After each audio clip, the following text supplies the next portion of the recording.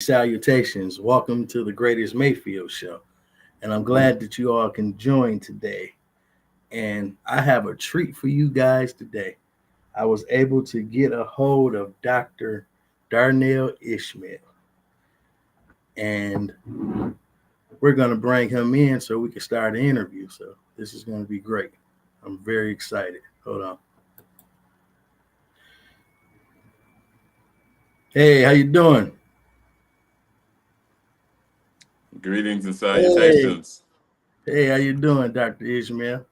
Good evening, and greetings from Mother Africa, the motherland. Yeah, that's great. So what part of Africa are you in?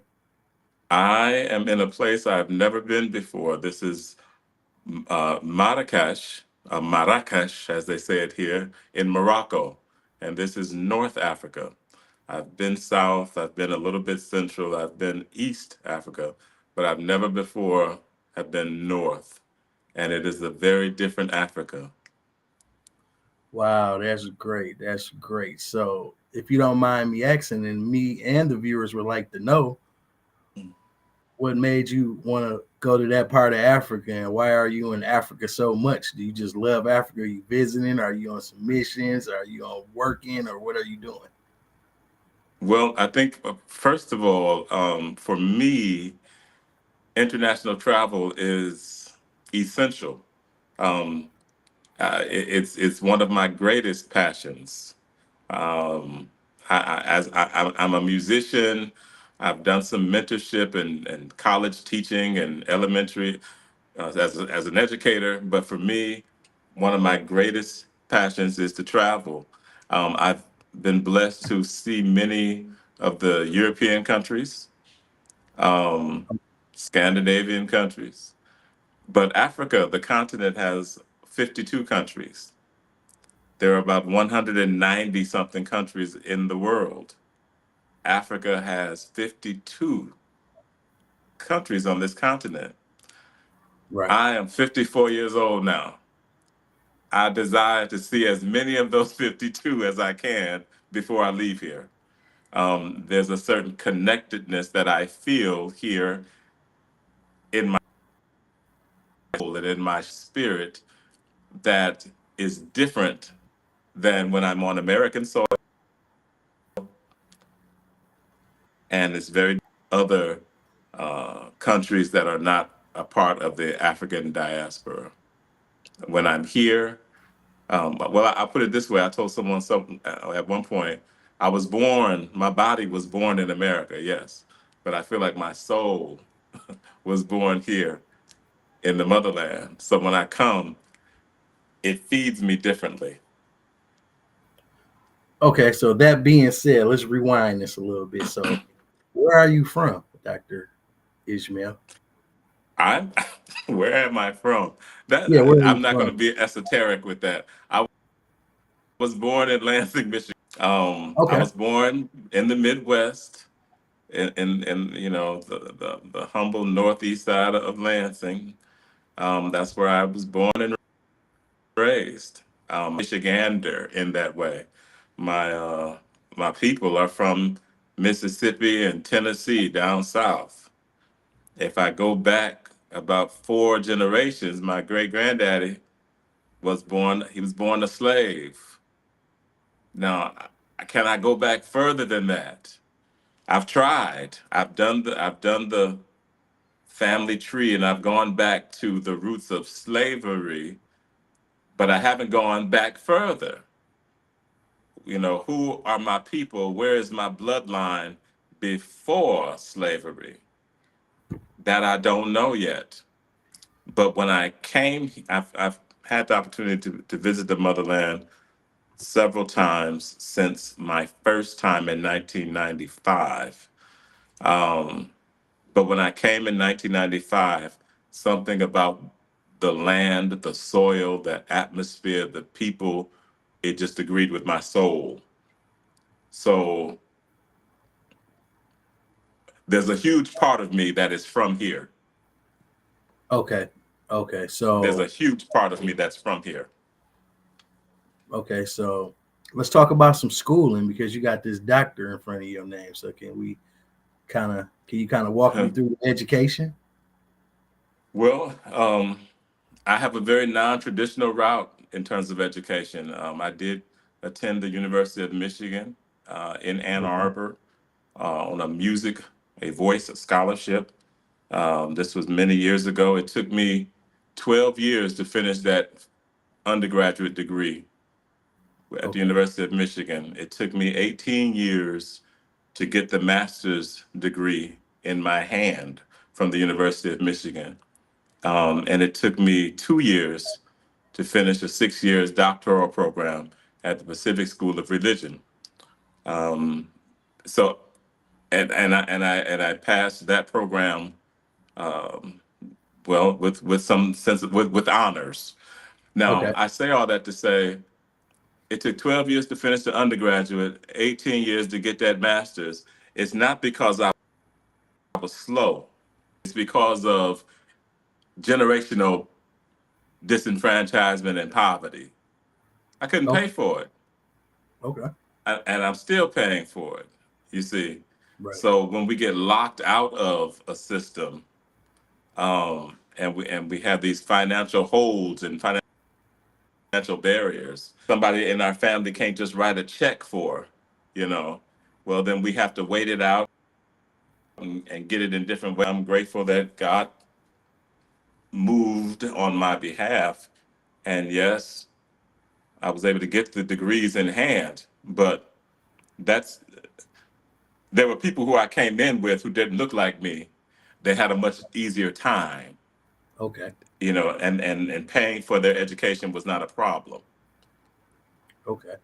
So So when you ask me where am I from, yeah, I'm from Lansing. My folks is from Mississippi.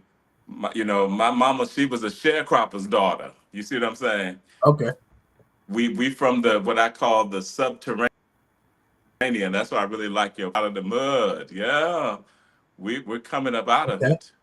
You know, we Right. we that's people talk about humble beginnings and all of that. Well, yeah, yeah, humble So beginnings. leaving college. So at one point you ended up in the bedrock, Flint, Michigan. So can we talk a little bit about how did you find your way to Flint from Lansing or after college? Well, it was by way of Mississippi where I did a little teaching, and by way of California where I did a little nonprofit administrating. Then I came back to Michigan and finished the degree, the undergraduate degree. They asked me to be a part of the master's program, but they wasn't paying no money. They didn't get no scholarship for that. But I did as much as I could with that program, and they kept casting me in their operas. So at the end of that, I went to New York and I did the New York thing for about a year or so, sleeping on my fraternity brother's living room floor and Mm, trying to live the life of an opera singer, quote unquote.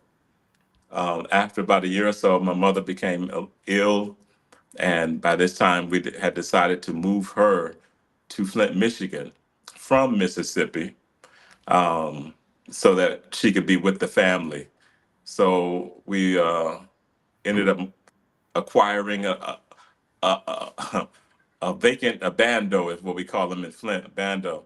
It was right okay. next door to my brother's home, and we started rehabbing that house so that it could be a place for her and a place for me, ostensibly, when I'm not on the road, so to speak. So that was back in 2006, 2007, I think it was. So I've been in Flint, Michigan since 2007, rehabbing a little small house on the north end. We call it the notorious north side. They used to call it Pearson Hood. Um, I came Okay. through all of that. Yeah. So yeah, that's my story of Flint. I didn't realize I would be there as long as I have.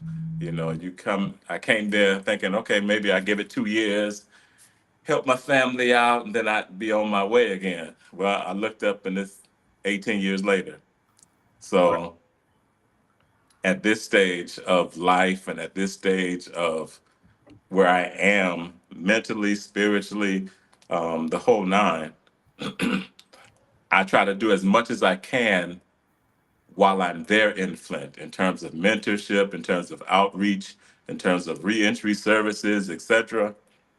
But then I know that I need to get out of Flint to feed my soul. Hmm. And that's what these type of experiences are for me, where I'm able to be on the continent with my people, with the ancestors, and download, replenish, resupply, if you will, refresh. It is a true, dare I use a religious term? It's a real baptism for me when I come. Every time I come, I feel like I'm being dipped and coming back up, renewed. So I had a chance to come over to your humble home, and if I can't remember what you guys called it, but I know it's a history since you put it together. And can you walk us through this history that you got in this home on the north Oh side? man. Well, I mean, Just a little bit. we started that home as a place for my mother and I to be. But even when we were in Lansing, our home in Lansing was always a place where young people could come and thrive in the environment, particularly as it regards music and the arts. So Okay. we took that tradition to Northside Flint, and we used the home to provide music and outreach to neighborhood youth. They could Okay. come and get lessons. They could come and get access to a computer and the internet and work on homework and that sort of thing. And we were doing that when literally there was no money, there was no sense of cities or foundational support for it. So you'll see videos of our young people participating in our programs, and they're sitting on milk crates, literally milk crates. Right. Um, and quite frankly, my first bed in that home was made with a milk crate. Hmm. Most people don't know that about me. You know, I slept in that home for a year with no lights, no running water. Oh, that's getting it out the mud.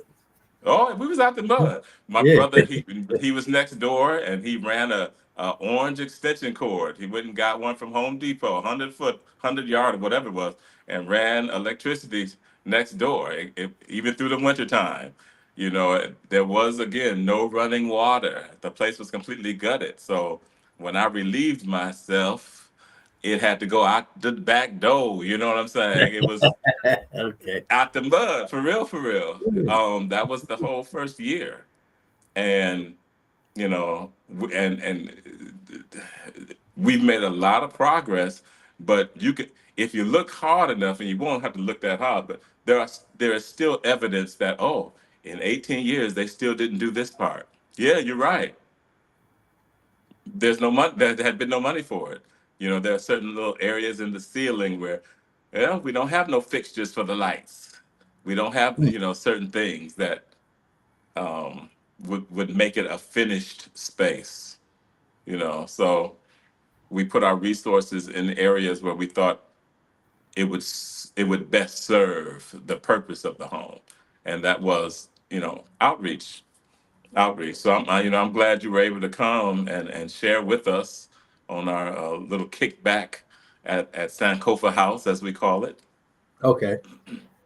I really enjoyed it. It was an experience for me and something that I would never forget. And I don't know if no one ever told you, but me knowing you and getting to know you, hearing your story, I appreciate you even coming to Flint to even help our people out and to help the people out and to also go to Africa and do the work you're doing. Speaking of the work that you're doing in Africa, what type of work are you doing in Africa right now? Well, I appreciate that, James. But I want to uh, make this point so that it has more relevance, hopefully. In 2019, we took a group of young people from Flint, Michigan. I think 5 of them were part of a workforce development program that I was engaged with at the time. And a sponsor from Ann Arbor, she paid their way. a woman who looks like us, Okay. but she knew that she wasn't going to be able to go to Africa anymore. She was well up in age, but she said, "You're taking those young people. I want to sponsor them." So she sponsored their ticket, and five young people from Flint were able to go and share here on the continent. For me, that is what it is about. In 2021, there was a young man who had been in prison for 16 and a half years. His name is Kenneth Nixon. You can look him up. He Okay. was exonerated, but he was a part of our outreach program while he was incarcerated. He was exonerated in February. By October, he was here in the motherland. Hmm. And his ticket was paid for because we cut grass that summer, through one of the programs there, um, Genesee County Land Bank Clean Okay. and Green program. We cut grass and we raised money so that he could have an experience. Because as far as I was concerned, particularly with him being exonerated from prison, that means that we really don't have no evidence to hold you, but we've held you for 16 and a half years. For me, he is the embodiment of the slave. We know that the institution of incarceration is a part of the slavery in America. It's an extension of the 400-year tradition of slavery in America. Him going back to the motherland is like one of our ancestors who was snatched from Senegal and the Mhm. shores of Namibia going back to Africa. So it was important for him to be able to go back. It's important for our young people, those five young people who I mentioned who went in 2019. Yeah. They need to be, many of our young people need to be able to go. One of the young men at that time, he said, uh, are there streets in Africa? I thought it was just dust. That's what he had, that's what Okay. he said. And I empathized with him because I myself remember in 2090, no, in 1995, that was 20 years prior. In 1995, when I was a 24-year-old, 25-year-old school teacher, I took 13 young people to Senegal. And when I landed, it blew my mind because I said, they got highways. Right. You understand what I'm saying? And that's Yeah. me as a school teacher, Yeah. 25, and I brought young people on a plane to Africa. And my mentality was so like, oh, wow, they got hotels and nice shopping malls. You know what I'm saying? So it's an intergenerational deficit in terms of our understanding of really what Africa has to offer us and what Africa really is. Right. It's intergenerational. So my being here now, um, we have micro missions coming up. These past couple of weeks, I've been exploring here in Morocco, and it's really because I was able to get a cheap ticket. I was able to fly one way to get to the continent from New York. I got here for $300. You see what I'm saying? Yeah. On a one-way ticket.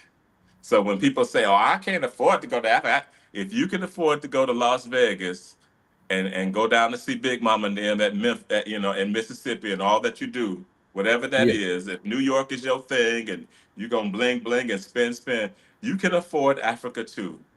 You really Right. can. I've wrote a book about it, so I know it can be done. But my point is this: I'm here for micro missions. Okay.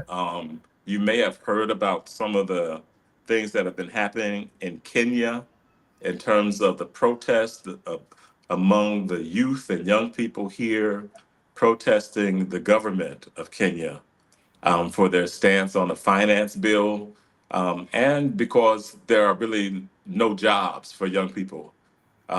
They're the most educated of the populace. Okay. They have the most education, but they don't have any jobs for them. So the young people are frustrated and tired. Well, there's been some reprisal from the police and the military. I think about 23 young people have been shot and killed Wow. at these protests. You know, they're using live ammunition on them. Some have even been literally abducted, Hmm. snatched, and we don't hear from you. We don't know where you are anymore. And, you know, trying to squelch down the organizing of young people. Um, for the past couple of years, Micro Missions has sponsored a coastal retreat for Kenyan pastors and their families to be able to go to the coast um, and have some family time. We're going to provide that for young people this year. Okay. We're going to Okay. provide that experience for young people, and the young people will be able to go to the coast and participate in our micro missions. And for us, that means that we're helping orphans with school fees, we're helping widows with food, we're helping young families who are vulnerable to poverty to have a better life. So those young people will be able to participate in some of our activities and also So I get a hear, chance to see the ocean. okay. So I hear it and I'm seeing it. This passion. Where did this passion come from? Where did this Uh, motivation and passion come from to do this job? To where do you you find your? know, I know I overload you with three different questions, but whatever way you want to answer. um, passion. One thing I'm clear about is our purpose in life has something to do with our passion. Okay.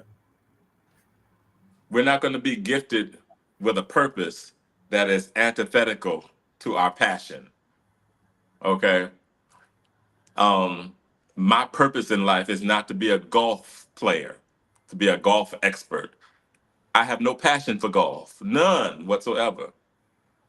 I do have a passion for helping people. I Okay. do have a passion for traveling. Um, there are certain things that, okay, if that's my passion, well, then I need to be in the pathway of that, whatever the pathway is. And um, sometimes there aren't always welcoming spaces in the places where we find ourselves. What do I mean by that? Sometimes the institutions around us and sometimes the institutions we are birthed in and come up in, they're not as supportive of what the passions are. Well, what do I further mean by that? I know what it is to go to church, quote unquote, all my life. And then I wake up and I realize, oh my goodness, incarceration is happening all around me. It's happening right here in the congregation, but we're not doing anything about it. Hmm.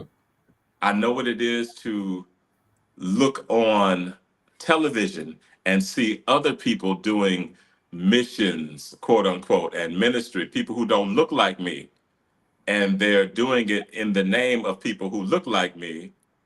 And I can't tell because I've been looking at it for 10 years that I can't see what y'all done. I don't see the Yeah. impact of all this money that you're supposed to have raised. Who have you actually helped? And I don't see where our institutions, I don't want to just call out the church, but um, that's one of the closest institutions I've been a part of. I don't see where we're doing enough in terms of missions and outreach. So in 2007, I had to come out of the four walls and really go where people really are, particularly in the margins, in the subterranean, and down in the mud. Right. So I that's where my understand. passion is. So, what is some of the most critical traits someone in your position must possess in your role? Some traits that you would have to do the things that you do. Well, I think for one, you got to have faith. Um, this is just where I come from. I can't do it in and of myself. Um, it- My greatest ambitions will always outstrip my own ability.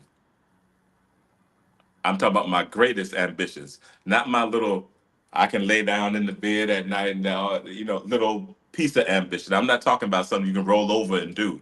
I'm talking about something that requires something extraordinary and Hmm. something existential, something outside of yourself, something that you actually have to reach for. Sometimes I can reach this, but it's so close to me that that's not really a reach though. Yeah. I want to endeavor to do things that causes me to reach far and beyond my own self. So that for me that requires faith because it's not within my own physical, financial, spiritual, mental, it's not within my own wherewithal to do the things that we have been doing. I can't imagine when I look at uh, the amount of money that was transferred, if you will, and you could call it, well, you could call it several things. You call it uh, reparations in a way. You could call it resource sharing or redistribution of wealth. But when I looked in 2022, and more than 25, I don't want to say the number, well, tax, I don't make that much money. How does Okay. that much money gets transferred through me and come to people here in this diaspora Hmm. and actually move the needle and help change lives? For that's beyond me. So it's definitely a faith. Um, I want a certain amount of patience Okay. because I have to consider that this is not a sprint; it is a marathon, and it's the type of marathon where I must pass the baton. I may not be the one that finished the line. You see what I'm saying? I Yeah. must run my part of the race, but I must be ready and willing to pass the baton because it may take, and it probably will take, many more generations for people who are here in what I call the integers of life to rise up to even ground zero. Hmm. It won't happen overnight. Okay. What does ground zero look like? Ground zero looks it might look like, okay, you've moved from a shanty home and now you have a brick home somewhere. You've moved out of the 10 by 10 space and now you have your own family compound somewhere. Right. That might be just ground zero. But down in the integers, you don't you in a shanty, but you living in the shanty with somebody else and three or four or five other people. It's not even yours.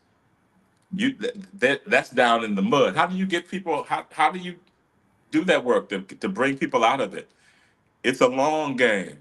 It doesn't happen overnight. And if you look at even our history of African people in America, that's what I like to call us Black folks. African people in America. You know, many of us, it happened gradually over generations that we came up out of certain levels of poverty. Right. Now, now I know very much what it is to have a food stamp card. I didn't just grow up with one. It wasn't just grandmama who had those food stamp things, and I don't know nothing about that. No, I know plenty about that. Hmm. I'm sorry, I Okay. don't mean to. I'm moving all over the place. I want to stick Oh to no, the. no, no. Do your thing on Out of the Mud. We embrace that, so it's cool. But what I do want to ask you about when you were talking about rewinding a little bit when you were talking about mass incarceration, and I can remember having a conversation with you earlier about um, education in Africa and how you had gentlemen. If you would like to explain or tell people the significance of what you were saying earlier, because it stuck with me. you stuck Well, with? um, I know what it is to stand in the as a grown man in my mid 30s and 40s. I know what it is to stand in the food line in America. Not just have an EBT card, but also need to supplement that with standing in the line. I know what it is to have on my refrigerator the calendar of where to go on Thursday, where to go on the first Friday for the food giveaways. Right. They don't have Understand. that here. They don't have Okay. that here. They don't have Right. there is no subsidy like that here. So when Huh. people are hungry, they're really hungry here. Now the Right. same thing is true when it comes to education. Okay. I grew up, you know, the school was right across the street. The elementary school was literally right across the street. My mom and dad didn't have to pay for that. Okay. It was free public education. Get up and go. Not here. You're gonna pay for that education here. Hmm. Everybody doesn't have the ability to pay for it. Now, education here for a child who might be in like fourth grade, it might literally be $85 for the whole semester. Can Hmm. you imagine? $85 for the whole semester is what it would take for that child to be able to have an education. Wow. So we've been providing, I think at this point, we provided book bags for more than 250 young people. We provided school fees for more than 100 young people. And I want to speak about, as you said, the mass incarceration thing, because through Notes from the Village. That's our outreach to those who are incarcerated. I've been doing that since 2011, and there are more than 350 men in Michigan's prison system who receive our information and our newsletter on a regular basis.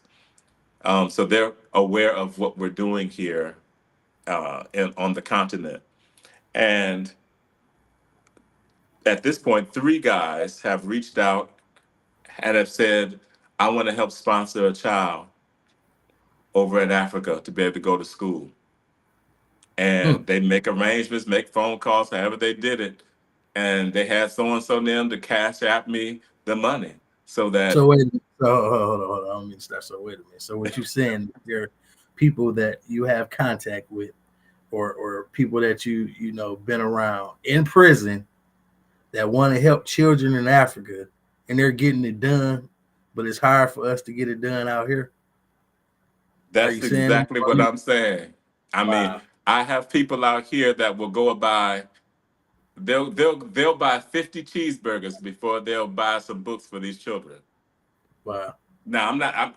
They will literally buy uh what's that? What's the folks that Starbucks Yeah. 20 times that month before they will help sponsor the education of somebody who looked like them. Yeah. Because And I they was don't think always. about it like that, but that's the reality at the end of the day. How much did you put on that lottery numbers that month? How much did you smoke up? Can we just be real? Yeah. Right. Whatever you did with your money, whatever you're doing with the money. How many pairs of shoes do you really need? You got a color for every outfit. How many more do you a pair of shoes will buy somebody's education for a whole year? Yeah. But I got folks in prison who value the opportunity to help in that way, and they sacrifice in whatever ways that they do, and have sent for the education fund for the children in Africa. Mm, mm, mm. Wow. That's deep. And us being in America and having the freedoms that we have and the luxuries that we have, we take that for granted when you think about it. You know, um, those type of things. Even I thought about it at one point. Coming up through life and being incarcerated, just in jail for my stints that I stayed in there, and we take that for granted because of someone telling you when to go to the bathroom, what you can watch, who you can talk to, when you can take a shower. When soon as you're out of there, you can do all of them things. We take them things for granted. And I thought hard about, I mean, as far as the incarceration part, because that's what kind of made me want to turn my life around. One of the things, because it was like the risk was outweighing the reward for me in life and what I was doing. And I looked at being locked up, uh, doing the stints that I did. I'm looking like, this ain't really what I want. It's more to life than this, and I don't want nobody telling me what to do, and it's not worth it. So, that was kind of one of my changing points in my life. So that just made me think about that. I wanted to bring that up because it was just like the comparison of it. So, so into music, I really enjoyed coming over to the home. I really enjoyed your stories, the opera that you brought, because when me and your brother, people don't know, but me and his brother are really good friends. We met years ago, and we have a great relationship. And had been telling me about his older brother for so long, and then he finally introduced me to him and invited me to an event, which I was excited to come. And when he told me, he said, "Yeah, he's gonna do opera." And I said, "Opera?" And I'm kind of in my mind like, I want to. This about to be interesting. And for those who might want to see some clips of it or see it, actually, it's on Out of the Mud. So we went live from Out of the Mud. What was it, a couple of months ago, maybe two and a half. May. Yep. So May it will 31st. be there if you want to see some of the stories and some of the singing and see the foundation, the beautiful house that he did it from. He had all these paintings and pictures up there. It was real warming. I really enjoyed it. So that being said, would you like the viewers to hear a story? Do you want to tell it personally, or do you want them to hear it from off of Spotify, the thing that you sent me? I think the Spotify might be a little more engaging. Just in terms of a setup, I did some recording of my activities when I was in Kenya, which is where I will be in a few more days from now, on one of our trips, and I just wanted to share that with people back home to let them know the work that we're doing and how they can help and how they will know that their 5 or 10 or $25 literally actually made a substantive real difference in the life of somebody. So you'll hear the voices of real children, you'll hear the story of real people. So yeah, I think the little Spotify thing is good. Okay, so we're gonna get us a little intermission, and we're gonna bring this to the people because I listened to a little bit of it earlier, and we about to get ready to bring it on up here so they can hear. So this is on Spotify, your micro missions that you have on there, and we about to dive into it for a second. Morning, teacher, teacher, we are happy to see you, teacher, teacher. Good morning, teacher, teacher, we are happy to see you, teacher, teacher. Good morning, this is a happy day. Good morning, good morning. Greetings and salutations. I am Darnell Ishmael, and I am bringing you a report from Kwale County, Kenya.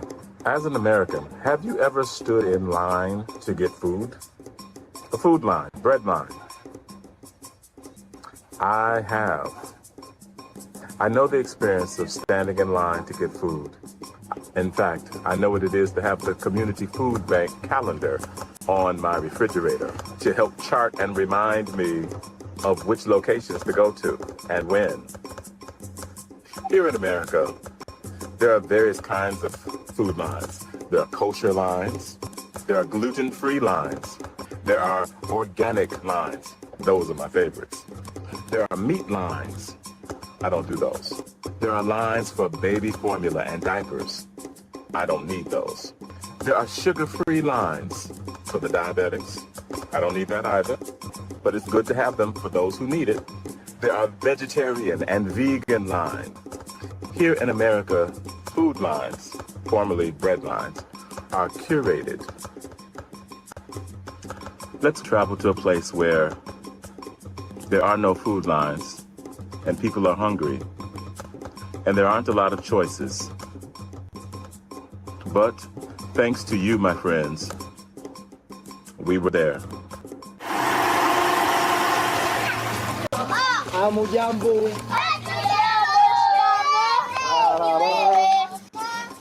Mambo kama haya. Mambo.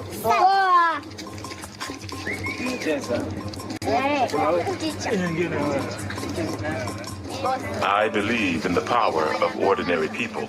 I believe in the inherent goodness of all humanity. I believe in the spirit of generosity and well-doing. I believe doing good is a reflection of human godliness. What do you believe? I believe God is a three-letter word for love. I believe God is the source of all things good and greater. I believe one's conscience is the voice of God in nature. What do you believe? I believe in the power of ordinary people. I believe there is a difference between need and greed. I believe there is plenty and enough for all of us. I believe even little becomes much when placed in the hands of a master of multiplication. Hello, I am Darnell Ishmael, and I would like to know, what do you believe? Okay. So we're back. Yeah, that's nice. So with that being said, I appreciate you giving me an interview today and taking the time out on your busy schedule to actually allow us to look into your life. And Oh man, I it's my appreciate it. honor. I appreciate it. Out of the mud, appreciates it. And with the things that we talked about today, what do you want our listeners to take from this interview today? Um, there's a phrase that rang in my spirit when I came here in 2019, and it is that same phrase that has brought me back on probably, I think, 8 trips at this point since then. Come live before you die. Hmm. That's my mantra. That's my motto. That's my belief system right there. Come live before you die. We're all, we say in our community, there's two things we got to do. We're going to be black and we're going to die. You know, what are you going to do while you're here? Hmm. My hope is that um, people will decide to come, see Africa, see the people here. Um, Back in October, there was an 80-year-old lady who came on the mission trip with us. 80 years old. She always wanted to come to Africa. She came at Right. 80. There's no excuse for anybody else, as far as I'm concerned. We've had the incarcerated come. We've had urban youth who've come. We've had an 80-year-old senior citizen who's come. And everybody went back just fine, had a wonderful time. We only passed this way one time. And it's for us to decide what we're going to do with it, with that time. That's the takeaway for me. Now, what people do with their resources while they're here, that's between them and their maker. You Right. know, my hope is that at the end of the day, when their head hit the pillow, that they have peace about what they did with their resources.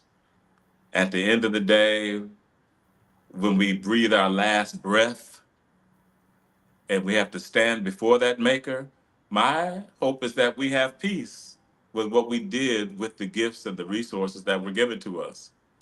And I'm a witness that $5 can literally make a life difference for somebody else on this side of Hmm. the hemisphere. So that's my takeaway.